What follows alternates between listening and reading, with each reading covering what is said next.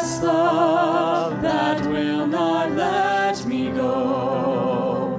I cling to you with all my strength and soul.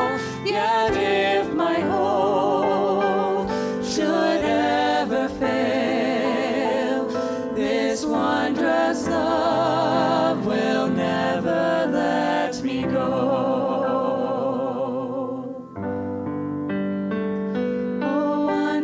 Love that's come to dwell in me. Lord, who am I that I should come to know your tender voice assuring me your wondrous love will never let me go. I'm resting in the everlasting arms, in the ever faithful heart, the shepherd of my life. You carry me on your mighty wings of grace, keeping me until the day I look into your eyes.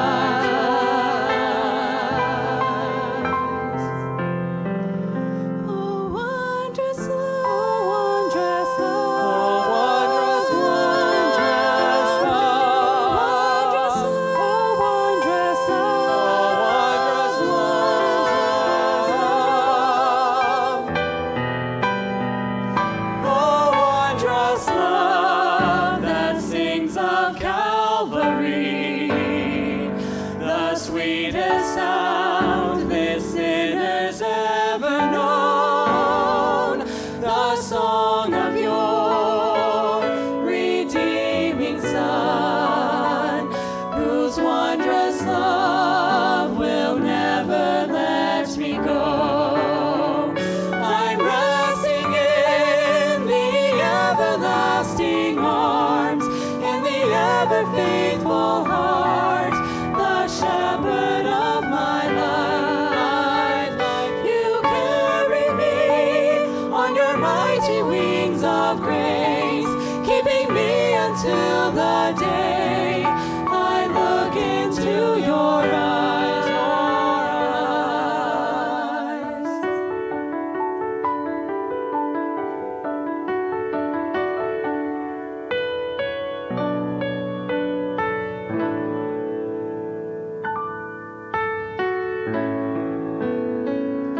Oh, wondrous love that rushes over me. I can't escape this river's glorious flow. You overwhelm my days with good. Your wondrous love will never let me go. Oh, wondrous love, oh, wondrous love,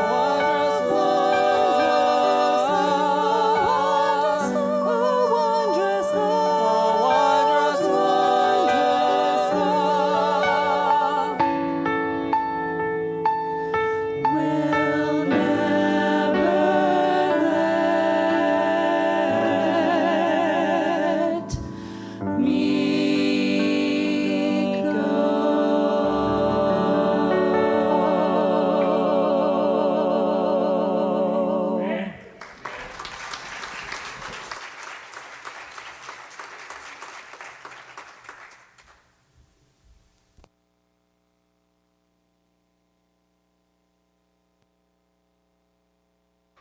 Amen?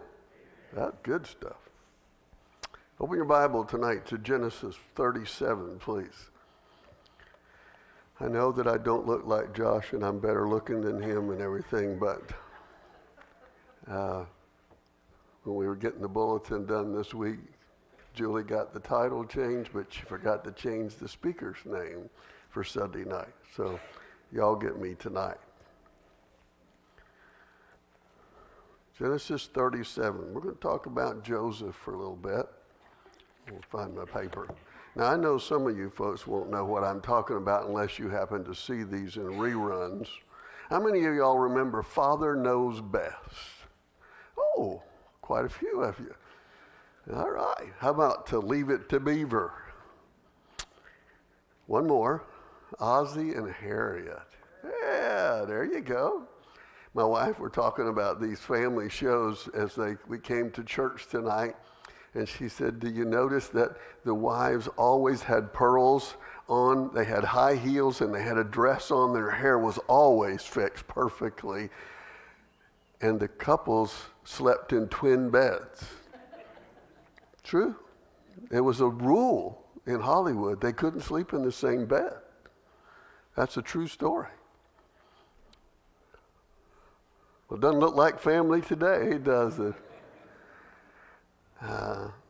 And then there was my three sons. You remember them?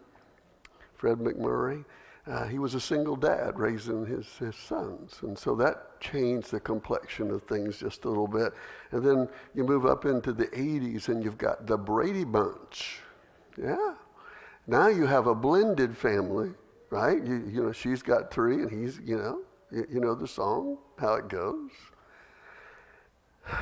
Then we have the shows like Little House on the Prairie. Yeah, Ma and Paul and all those people and the Waltons. Yeah.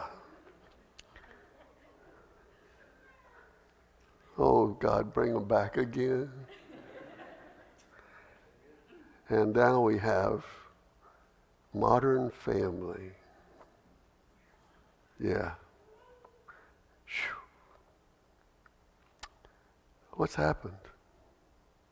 Our families are disintegrating. The concept of the family has disintegrated. It's changed.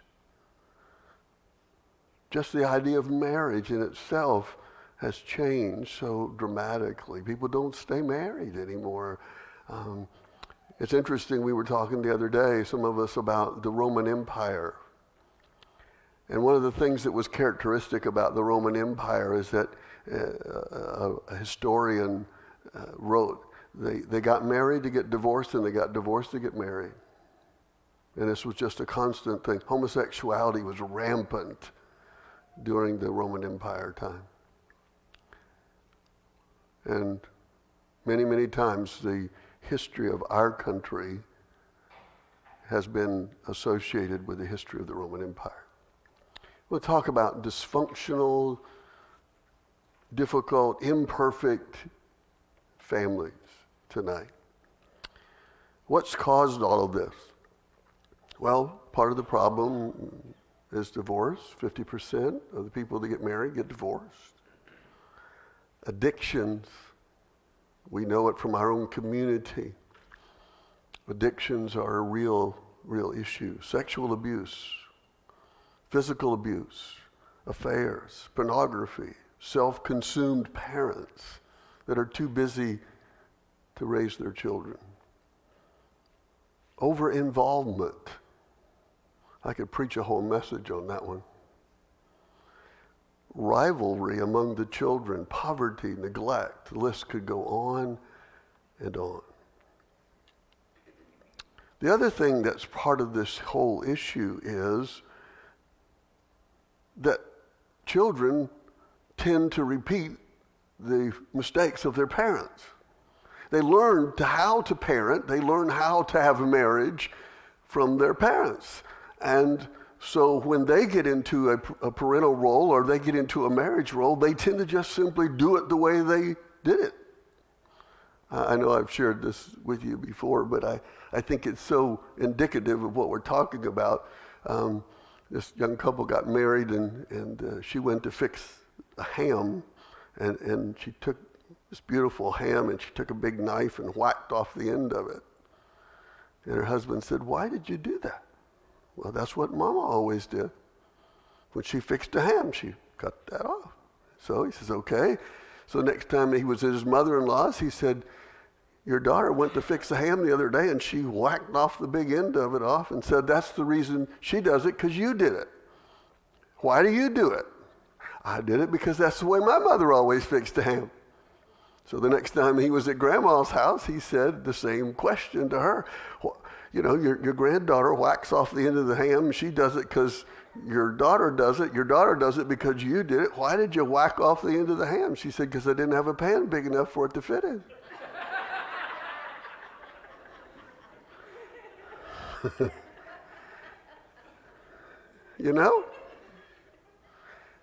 They had a reason and we just copy. So we've got families today, and I don't need to persuade you that we've got families that are dysfunctional, imperfect. Especially if you're trying to live for God. If you're a wife or a husband or a child in that kind of a situation. Tonight we're going to look at Joseph, the life of Joseph. Joseph's life actually starts over in chapter 30 with his birth and his family, but we're going to kind of review that for just a second. But here in chapter 37, Joseph kind of steps up into the forefront. We don't know much about him up to this point, but he kind of steps up into the forefront. But I want to give you a quick history of Joseph's family. And before I do, let me just tell you this. I know that God wrote this book. You know how I know? Because he doesn't pull any punches. If I'd have written it, I'd have doctored it up and dolled it up and made it pretty and made everybody perfect, but God just puts it all out there, warts and all. And that's the story of Joseph's family. Let's go all the way back to his great-grandfather. Who was his great-grandfather? Who? Come on, you think about it. Joseph was father. You go back. Abraham. Abraham was his great-grandfather. God calls Abraham. He was a pagan idolater in Ur of the Chaldees, and God calls him out of that lifestyle and calls him to follow him. And just like he called Matthew this morning, we talked about it, he called Abraham. He said, come and go with me. He said, where are we going? I'll show you. Where is it? I don't know. I'm going to show you. Just follow me. And Abraham steps out and leaves his family behind, leaves his lifestyle behind, and leaves his gods behind to follow the true God.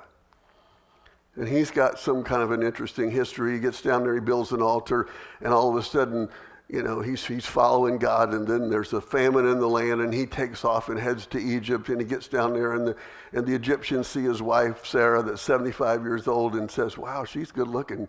And he said, oh, that's just my sister. And he said, we're going to marry her then. And he lies and, all that kind of stuff. And God gets them out of that mess, and they get back, and Abraham's got his stuff, And God keeps showing him, Abraham, you see the stars in the sky. Yep, I'm going to give your seed. It's going to be that way. But God, do you know how many birthdays I've had? Just trust me, Abraham. Just trust me. And he keeps trusting God, but every day it looks a little harder and a little harder and a little harder. And God keeps reassuring him, but finally, Sarah says, look, we need to do something. And so he takes her handmaid, he takes Hagar and gives her to Abraham, and she conceives and she has a son, and that goes badly. And finally, God steps in one day and he says, okay, I told you I'm going to give you a son, and I'm going to give you through this wife of your old age. And he does. And there's jealousy. I mean, you couldn't put this on a soap opera, right?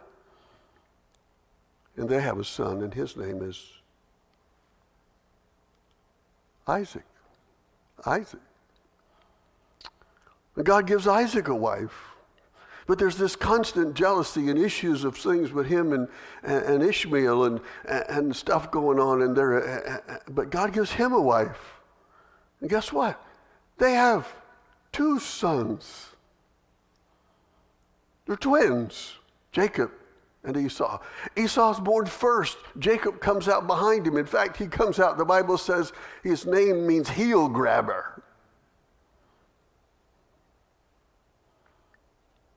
God promises him the birthright, but because Esau should have had it, he's the firstborn. That's who gets it. But that doesn't work because Mama loves Jacob and Daddy loves Esau, and there's this constant issue of competition between the two and favoritism.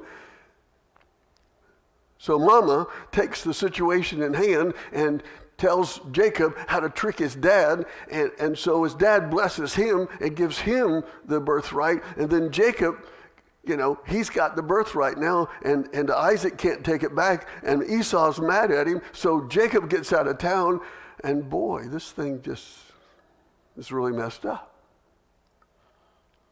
So Jacob goes down and he lives with this guy named Laban, and Laban has 2 daughters, Rachel and Leah, and he falls head over heels in love with Rachel. And he goes to Laban and he says, I love Rachel. I love your daughter. I want to marry her. Here's the deal. I will work 7 years for her.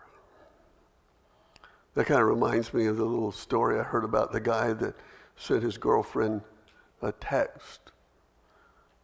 And he declared his love for her. And he said, I would climb the highest mountain for you. I'd swim the widest ocean for you. I'd go through the deepest jungle for you. And I'll be over tonight if it doesn't rain. He says, I'll do it. So he works for 7 years. And it's his wedding day. And he loves this woman. But Laban tricks him because he's a trickster. And there's a lot of other things going on in this thing. And he gets in his tent that night and goes to the wedding. And he gets in his tent that night and guess who he's got? He's got Leah. And his heart's broken.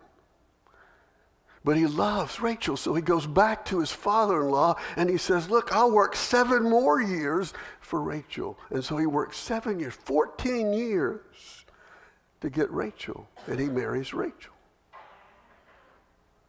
And in that period of time, God blesses them, he and Leah, with children.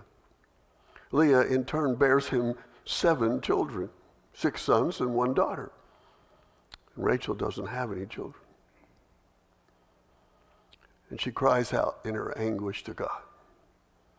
So she decides that if it worked for Abraham, it might work for them. So she says, here's my handservant, here's my handmaid, go into her. And so she gives him her handmaid, and he has 2 sons by her.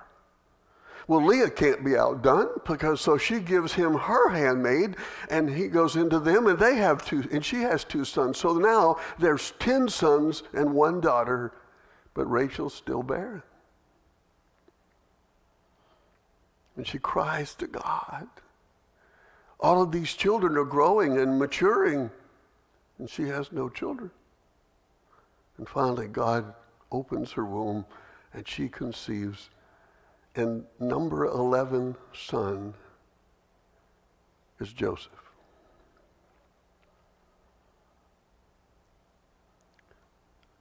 He works for a total of 20 years, Jacob does. And there's a whole bunch of stuff that I'm leaving out because we don't have time.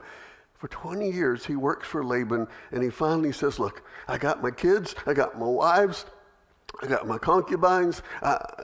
It's time for me to go to Canaan. That's where my family is from. That's where our heritage is. That's where my grandfather and my father and they're all supposed to be there. I'm going to go. Well, Laban doesn't like it. And there's some other stuff that goes on and some deceit and things. But anyway, Jacob finally gets there. But on the way, Rachel, who's pregnant with her second child, has that child, but she dies in childbirth. Joseph at that point is probably 10 years old, maybe. And Jacob loses the most precious thing in life to him. He's older now. It's been many years have gone by. And this is a child of his age. Benjamin is his name. But that's not all the story. While they're on the way in a city, a foreign city, the king of that city, the leader of that city, his son comes out and he encounters Jacob's daughter, Joseph's sister. and he rapes her. You know what Joseph does, or Jacob does? Nothing. Nothing. There's no reaction. There's no response to him. Well, her brothers have got a response because they love their sister. So some of his sons, they take up this cause and they go into this city and through a plot kill all of the men in that city and steal their stuff. You know what Jacob does? Nothing. Not one thing. The only response was not about his daughter and not about what his sons had done, but his response was, I hope we don't upset anybody. He was worried about public relations. They finally make it to Canaan. And this is where we pick up the story in Genesis 37. And it says this, as you read with me, if you'll follow. And Jacob dwelt in the land where his father was a stranger, in the land of Canaan. These are the generations of Jacob. And it starts with not his firstborn son, but Joseph. And he's 17 years old. He was feeding the flock with his brethren, and the lad was with the sons of Bilhah, one of the concubines, and with the sons of Zilpah, the other concubine, his father's wives. And Joseph brought unto his father their evil report. Now Israel loved Joseph more than all his children, because he was the son of his old age, and he made him a coat of many colors. And when his brethren saw that their father loved him more than all his brethren, they hated him and could not speak peaceably unto them. Joseph dreamed a dream, and he told it to his brethren, and they hated him yet the more. And he said unto them, Hear, I pray you, this dream which I have dreamed. For behold, we were binding sheaves in the field, and lo, my sheaf arose and stood upright, and behold, your sheaves stood round about, and made obeisance to my sheaf. That means they fell down and they worshiped him. And his brothers said to him, Shall thou indeed reign over us, or shall thou indeed have dominion over us? And they hated him yet the more for his dreams and for his words. If that wasn't enough, and he dreamed another dream and told it to his brethren and said, Behold, I have dreamed a dream more, and behold, the sun and the moon and the 11 stars made obeisance to me. And he told this one to his father and to his brethren. And his father rebuked him and said unto him, What is this dream that thou hast dreamed? Shall I and thy mother and thy brethren indeed come to bow down to ourselves to thee, to the earth? And his brethren envied him, but his father observed the saying. It's like what it says about Mary in the New Testament, and he kept all these things in her heart. Anybody want to join this family? Let me just state from the very onset this evening, it's possible to live a godly life in a messed up home. It isn't easy, but it's possible. What was wrong with this family? Well, there were a couple of things that are wrong with this family that are wrong in the family today. The first thing is that Joseph had imperfect parents. Now think about this. His mom is dead. He has 3 stepmothers. He has 10 stepbrothers. He has a father who is a polygamist and who is a passive parent. Jacob was the classic passive parent. His daughter gets raped. He does nothing. His sons go out and murder the men of a town and steal from them, and he does nothing. Later, I left this part out. His oldest son, Reuben, sleeps with one of the concubines, and guess what he does? Anybody know? Nothing. He was a passive parent. I spent a little bit of time just looking up some information on the net today from Christian websites about studies that have been done about the influence of a father in a home. Like it or not, dads, we are probably the most important influencer in a home for our children. The activities, the attitudes, the way that a father leads or doesn't lead in a home are huge in the relationship to their children. When asked thousands of young people, what's the most important thing in your family life that has helped you or hurt you? And they, without a doubt, the huge majority said, what my dad did or didn't do. We need dads that'll stand up and be men. Not dictators, but men. Christian men. Our children need it. Our families need it. Your wives need it. They need leaders. And the Joseph situation was perpetuated by the fact that he had a father who was passive. He just did nothing.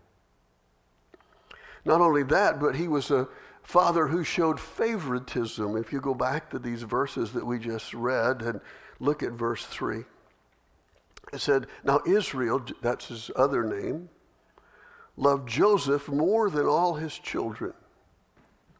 Why would he have loved Joseph more than all his children? Well, number one, because a lot of the issues of conflict that he'd had in his earlier days had been past. And Joseph was a father of his he was a son or a child of his older age.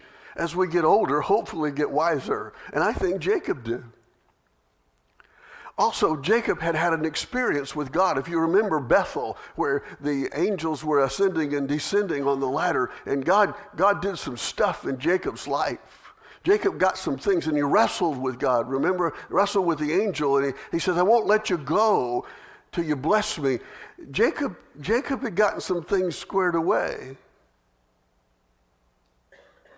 Wasn't perfect, but Joseph, Rachel was his love. Rachel was his heart. He never loved her sister. He never loved the concubines that he had children by. And he took all of that love that was Rachel's and he put it on Joseph. And he did it in such a way that it embittered the heart of all of his brothers, all of Joseph's brothers, and they hated him. It wasn't just this coat, and we'll talk about that in a minute. Everybody hears about the coat. It wasn't just the coat. It was everything. He had time for Joseph. He didn't have time for them. They were older. Go out in the field. Take care of the sheep. Take care of the situation. Do whatever needs to be done, because Joseph and I are going to go talk. Joseph and I are going to have a meal together. Joseph and I have some things to take care of. His life centered around Joseph.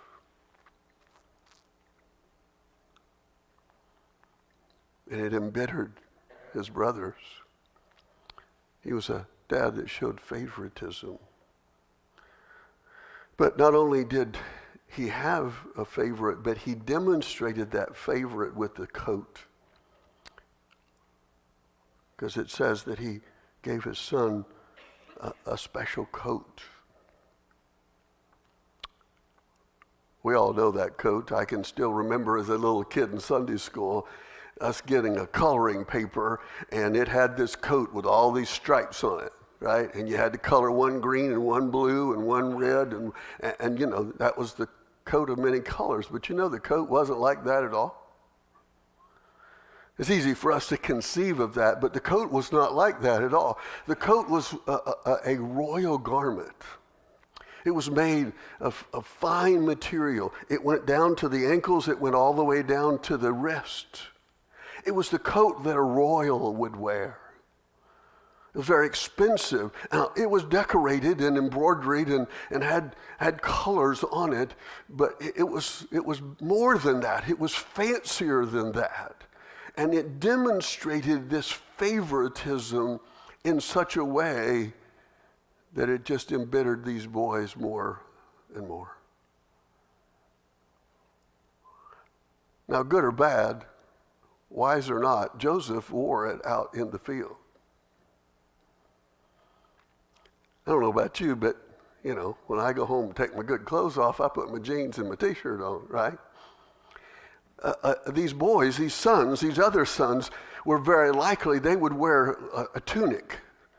And it would be short. It would maybe come down to the knee or right above the knee. It had no sleeves in it because it was perfect for working in the field and herding the sheep and taking care of the animals and climbing in a ditch and getting the sheep out of the mess. And so it was a working man's garment. They didn't have Carhartt back in those days. And here they are, and they're in the field, and here comes Joseph, and he's got on this garment, this royal garment, and it says to them, not only is he Dad's favorite, but he didn't have to work, because you can't work with that on. Dad doesn't expect him to work. And it was just like turning a knife into his brother. He demonstrated his superiority, his favoritism in this particular way. And what happened? They hated him. They just hated him. It says, they hated him, verse 4 or 5, yet the more. And then verse 11, and the brethren envied him for his dream. Not only did he have a parent that wasn't very good, but he had imperfect brothers. I had an imperfect brother. If you don't believe me, ask me. Don't ask him about his brother, though, please, okay? No. There was this animosity between them. They hated him, and they could not speak peaceably to him. When Joseph, then I left something out. Go back to verse 2. I want you to see this. These are generations of Jacob. Joseph, being 17 years old, was feeding the flock with his brethren. And who are these brethren? They're the 4 sons, 2 of each of the concubines.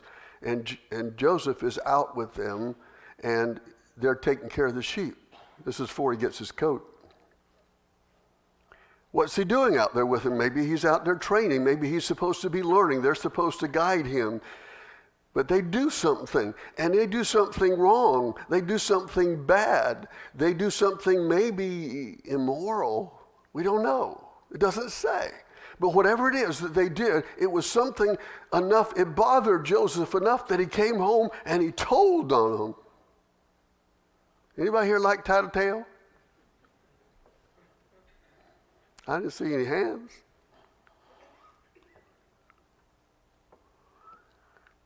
Now, so what's interesting about that verse, and the reason I went back to it, because I thought it was really interesting, I bet I checked 8 or 10 different commentaries on this particular passage.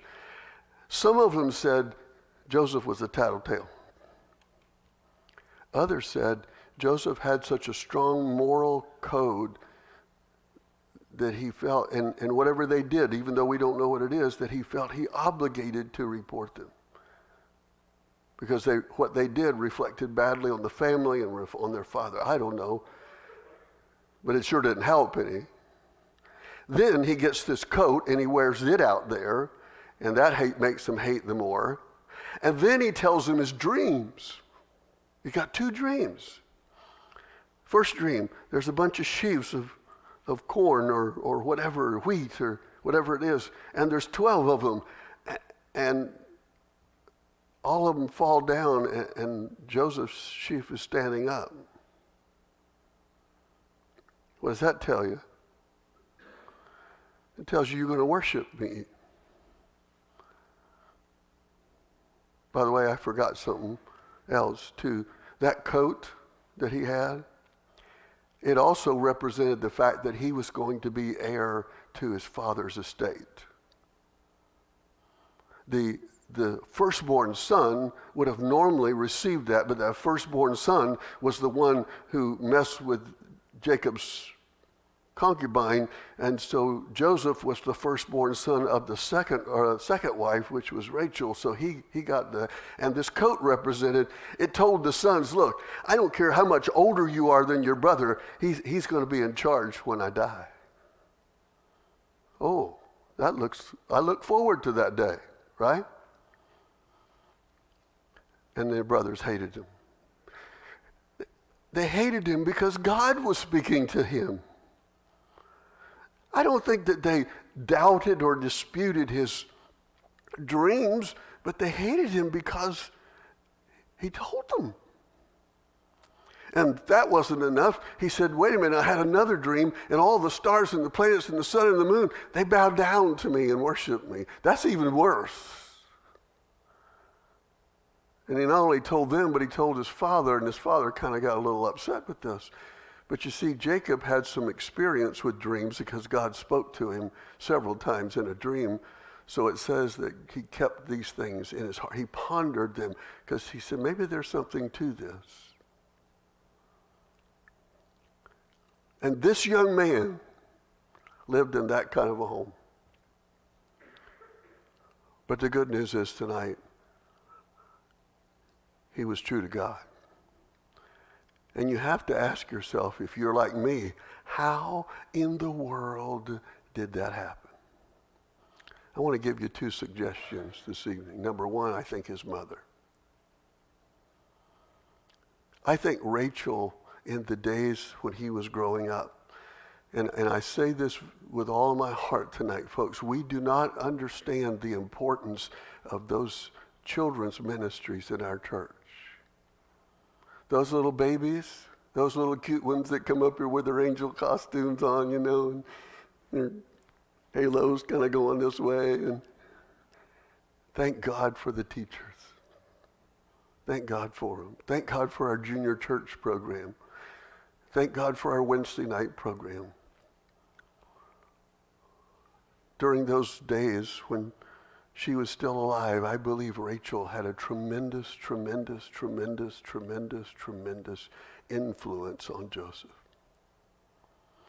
And I also believe, with all his passivity and his favoritism, I also believe that Jacob, talking about how he had wasted so much of his life and the emptiness of his deception and how God had taught him some things in these latter years of his life, I believe it helped to shape him as well. Was he a perfect dad? Absolutely not, because none of us are.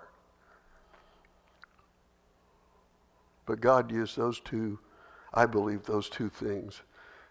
I also believe because God had his hand on Joseph for a purpose. You know how it happened, don't you? He goes out one day, we're not going to read it, but he goes out one day when he's got his robe on, and his brothers have wandered off from where they're supposed to be, and he finds them, and they see him coming, and they put together a scheme, and they ended up selling him into slavery. And he goes down into Egypt, and he's bought by Potiphar, and he's falsely accused by Potiphar's wife of being immoral, and he ends up in jail, and in jail he spends years in jail there, and the baker, you know the story and how it all works out. And we say, well, what's God up to? I'm going to tell you exactly what God was up to. He was using the hatred of his brothers. He was using the favoritism of his father. He was using all of those things to put Joseph in a place where he needed to be when God was ready and things came together, and Joseph stepped onto the scene of the world scene and became the second most powerful man, and God used him to save the Jews. You say, well, My life wasn't so great either. My home life wasn't so good. Folks, it isn't, listen to me, it isn't what's happening to us. It's how we respond to what happens to us. It's not that God doesn't care. It's not that it's not important. It is important. But there's two messages here for us tonight. Number one is parents. We need to be careful how we teach and train our children. We don't need to be passive. We need to be engaged. Our kids are going out into a world unlike that we faced. Our grandchildren and our children and our grandchildren are facing things that we never even thought about. I never even dreamed about. We cannot be passive. We have to be actively involved in raising our children and teaching them and training them. We need to keep a long view in mind. It's not just about today. It's not just about one thing. It's not just about one example or one situation. We need to keep the long view in mind, because this is what happened with Joseph. It wasn't just about his coat, and it wasn't just about his dreams. It was about the long plan of God. Because at 17 years old, there's going to be 13 more years before God shows him what he's up to. We need to keep that in mind. You're not just trying to deal with, failing algebra or can't make the ball team or not getting the right girlfriend or boyfriend. It's a long thing involved. We need to be active more than ever in our children's lives. And as a child, and you know them and I know them, where they live in a home that's like that, dysfunctional, just nuts. Pray for them. Pray for God to step into that situation and call them to himself. Pray that they can find their spiritual footing in their relationship to God and walk in integrity. Now please understand something. Joseph was not perfect, but he's only one of two people in the Bible, human beings, that there was nothing bad ever said about him. But he wasn't perfect. He was a sinner just like the rest of us, but he walked in such a way, in the midst of all of that messy family, he walked in such a way that God used him to do some fantastic things, and he can still do that. I thank God for our teenagers and what God's doing in their life. You and I look at them as teenagers. We look at them with their braces and their, and their stuff going on and silliness sometimes and their crazy pictures on Facebook and all that kind of stuff. But God's got a potential in them that's amazing. Pray for them. Hold them up. Because you don't have a clue sometimes what they go home to, what they deal with at home. But Joseph is an example to us tonight that in the midst of a dysfunctional, messed up family, God can still raise up godly men and women. And one of the things I think he uses today is us, our church ministry. Didn't have that back in Joseph's day. All he had was his family. Everywhere else, the pagan culture around him was fighting against it. And he didn't have a whole lot at home, but God had his hand on him, and God used him. And I'm praying that God will raise up some more Josephs, even in our midst, even in our day, that will stand against the tide of corruption and deception and the lies of the devil, and stand and hold up the banner of truth and make a difference in this world. Let's bow our heads together for prayer. Father, I pray tonight for our young people. I pray for our children and our grandchildren. I pray for parents of these babies that we dedicated here just a short time ago.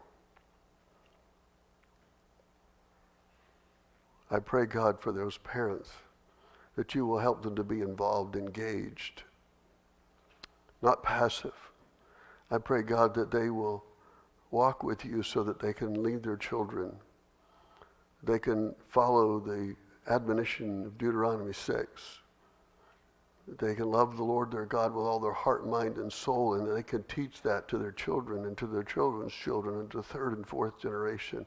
We need engaged parents that first of all are walking with God themselves and then leading their children and their grandchildren. I pray for children who are caught in a dysfunctional family, who have passive parents and parents that show favoritism, many other kinds of things. I pray, God, for those kids. I pray for our teenagers, our young people that come here, many of them without their parents, and we don't know what they're going home to, but I pray for them, God. I pray that as a church, as a pastor, we will have a positive influence, that we'll love them for Jesus' sake, that we'll help them keep their eyes focused, even in the midst of difficulties at home, that they can see Jesus and walk with him, and that you will use them and raise them up to be a powerful light in our community and in our world. Thank you, Lord, for your word that helps us to understand that we don't live in a perfect world, and we don't have perfect families, and we don't have perfect marriages. But if we follow you and we follow your ways and commit ourselves, God, we can make a difference. You can use us even with our imperfections. I pray, God, that we will be committed anew and afresh tonight to follow your way in our homes, in our marriages, in our children, in our church. We ask it in Jesus' name. Amen. We're going to stand and just sing a verse of invitation tonight. If you need to come, you do what God tells you to do.